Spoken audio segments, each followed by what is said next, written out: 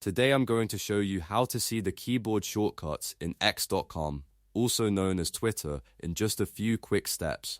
If you want to work faster on the platform, learn the built-in shortcut keys, and save time while browsing, this is the simplest way to find them. And if this video helps, make sure to hit like and subscribe for more quick tech tutorials just like this. Alright, let's jump right in.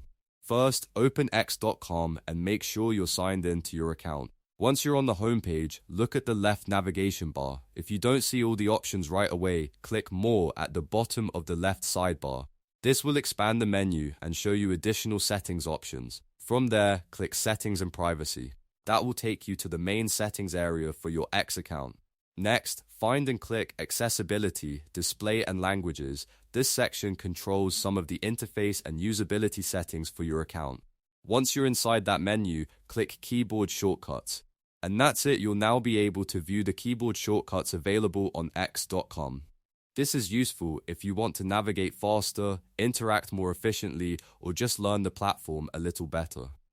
If this tutorial helped you out, please give it a like, subscribe to the channel, and turn on notifications so you don't miss the next quick guide. Thanks for watching, and I'll see you in the next one.